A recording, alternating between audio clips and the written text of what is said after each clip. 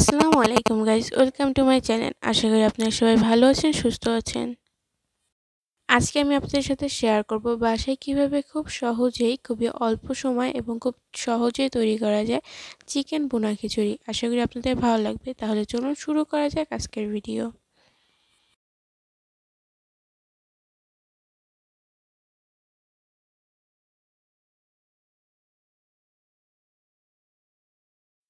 প্রথমে আমি একটি প্যানে পরিমাণ মতো সয়াবিন তেল দিয়ে দিয়েছি।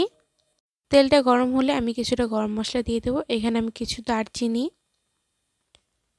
4-5টা এলাচ ও 3টি তেজপাতা চিড়ে দিয়ে দেব।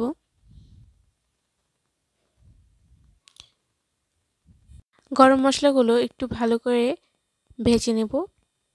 এই পর্যায়ে আমি 1 কাপ পরিমাণ পেঁয়াজ দিয়ে দেব। পেঁয়াজটা নরম হয়ে যাওয়া পর্যন্ত ভেজে নেব। এই পর্যায়ে আমি 2 চামচ আদা রসুন পেস্ট দিয়ে দেব। ভালো করে নেড়েচেড়ে নেব।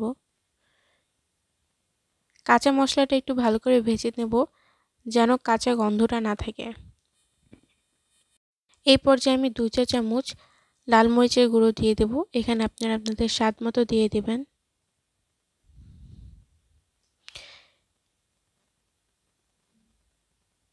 ভালো করে নেড়েচেড়ে মিশিয়ে নেব। এই পর্যায়ে আমি 1 চামচ হলুদের গুঁড়ো দিয়ে দেব। মশলাটা যেন পুড়ে না যায় এর জন্য আমি কিছুটা পানি দিয়ে দেব।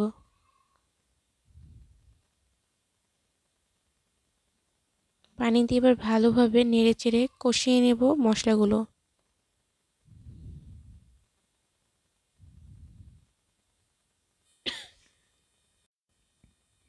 আমার মশলাটা কষানো হয়ে গিয়েছে।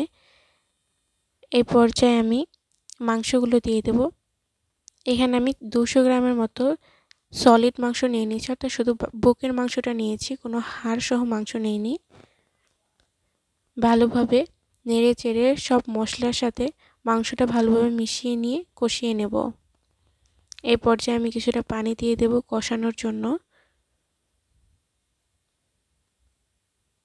দেখুন আমার মাংসটা কষানো হয়ে গিয়েছে।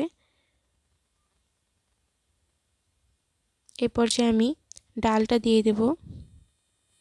এখানে আমি 1/2 কাপ পরিমাণ মুগের ডাল এবং 1/2 কাপ পরিমাণ মসুরির ডাল নিয়ে নিয়েছি, অর্থাৎ দুটো মিলে 1 কাপ। এবার আমি মাংসের সাথে ডালগুলো ভালোভাবে নেড়েচেড়ে মিশিয়ে নেব। মুগের ডালটা এখানে আপনারা ভেজে নিলেও পারেন, না নিলেও চলবে। এবার আমি চাল দিয়ে দেব। এখানে আমি টোটাল 3 কাপ পরিমাণ চাল আগে থেকে ধুয়ে ভালো করে শুকিয়ে নিয়েছি। এবার আমি মাংসের ডাল ও চাল একসাথে ভালোভাবে মিশিয়ে কিছুটা সময় ধরে ভালো করে নেড়েচেড়ে ভেজে নেব। আমি সবকিছু ভালোভাবে 4-5 মিনিটের মতো ভেজে নিয়েছি। এই পর্যায়ে আমি পানি দিয়ে দেব। পানি দেওয়ার সহজ উপায় হলো আপনি যে পরিমাণ চাল ও ডাল নিয়েছেন ঠিক তার দ্বিগুণ পানি দিয়ে দিবেন, তাহলেই হবে। এবার আমি ভালোভাবে চাল ডালটা পানির সাথে মিশিয়ে নেব। এ পর্যায়ে আমি লবণ দিয়ে দেব স্বাদ মতো। 5-6টা মরিচ দিয়ে দেব, আস্ত কাঁচা মরিচ। ভালোভাবে নেড়ে চেড়ে নেব। এবার বলক আসা পর্যন্ত অপেক্ষা করব। বলক চলে এসেছে। এই পর্যায়ে আমি চুলার হিটটা কমিয়ে ঢেকে দেব। প্রায় 10 মিনিট পরে আমি তুলে নিচ্ছি। দেখুন আমার পানিটা শুকিয়ে গিয়েছে আর বেশ ঝরঝরা হয়েছে।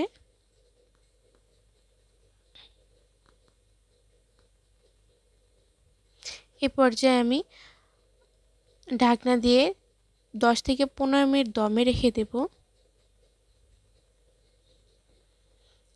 আমি প্রায় 20 মিনিট পরে ঢাকনাটা তুললাম। দেখুন মাশাআল্লাহ আমার খিচুড়ি তৈরি হয়ে গিয়েছে, কতটা ঝরঝরা হয়েছে।